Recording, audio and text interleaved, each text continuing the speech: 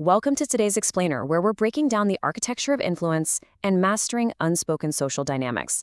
I am absolutely thrilled you're here, because today we're tearing down the curtain on how influence, persuasion, and power actually operate right underneath the surface of our everyday interactions. So first things first, we really need to shatter the Hollywood myth here. When we hear the phrase dark psychology, we instantly picture like some evil, scheming villain plotting in a dark room, but that is not what real effective dark psychology is. The kind that actually changes your life is simply about understanding the mechanics of human behavior so completely that nobody can use those mechanics against you anymore. It's basically a defensive shield. It's about establishing ironclad boundaries and turning yourself into the person who decides what happens next, rather than the person things just, well, happen to. So here's our roadmap for today. We're going to extract 4 powerful real-world principles from our source material. We'll start with number 1, the dark psychology myth, then move right into master-controlled reactions, read incentives over words, the weapon of silence, consistency equals real power, and finally, the ultimate choice. Section 1, the dark psychology myth. If you've ever felt completely frustrated because you're doing everything quote-unquote right, but still feeling totally overlooked, this paradigm shift is definitely for you.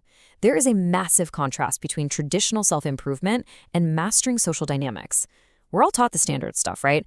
Read more books, wake up at 5 a.m., drink a gallon of water. And hey, that's great for your personal health, but it completely fails to explain why someone who does literally none of those things can walk into a room and instantly control the energy without saying a single word. Meanwhile, people doing all the perfect morning routines still get taken advantage of. Why? Because the person controlling the room understands unspoken social dynamics. They aren't relying on standard habits. They're leveraging the invisible rules of influence.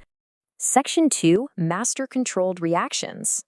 This centers on a very simple but profound truth. The person who reacts the least, not the loudest, not the angriest, but the absolute calmest, almost always holds the most control.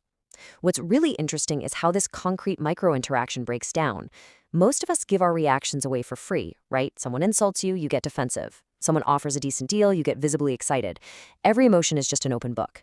But let's rethink this process. Step 1, the provocation happens. Instead of the old you snapping back immediately, the new you initiates step 2, a deliberate pause. Then and only then comes step 3, the measured response. In poker, giving away your immediate emotional state is called a tell. Well, in everyday life, it's no different. The less you telegraph, the more power you keep. And that pause we just talked about? It is exactly 2 seconds. That is the critical gap.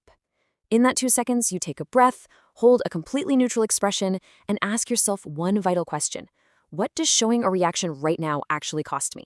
That tiny 2-second delay completely changes how the entire room perceives you. Why? Because people build their next move based entirely on your last reaction. If you give them absolutely nothing, they have nothing to work with. Section 3, read incentives over words.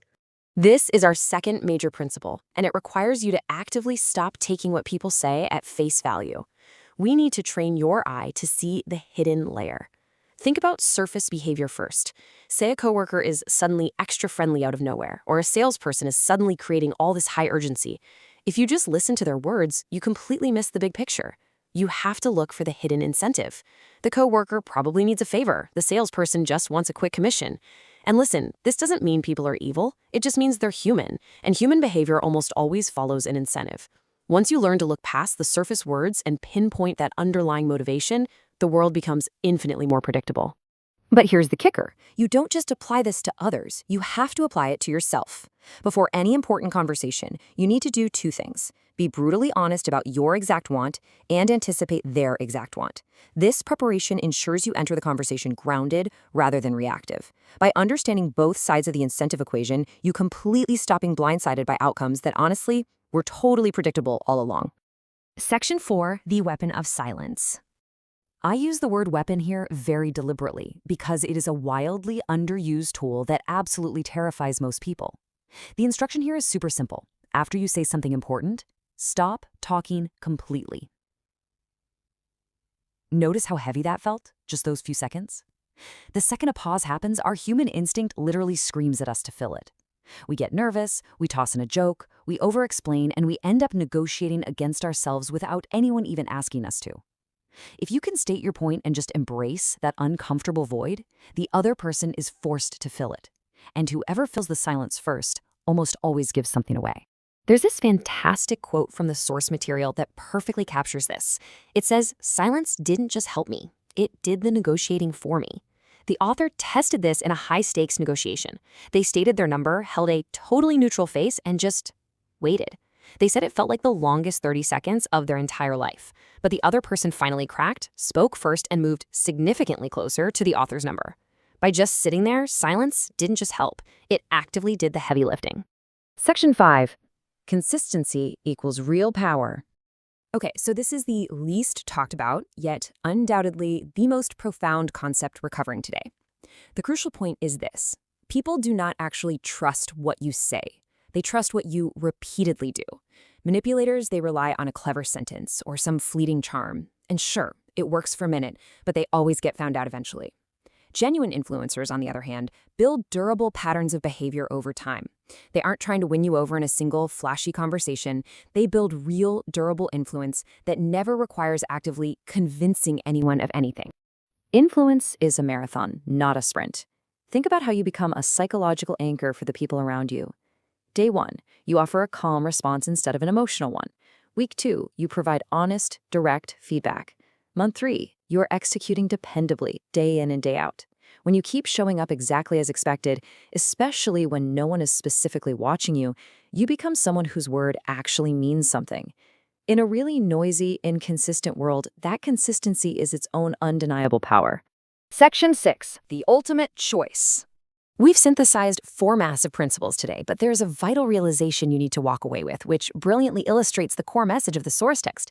You don't need to become cold or calculating to benefit from this knowledge, but you absolutely do need to recognize that the world runs on these unspoken rules of influence, whether you choose to study them or not.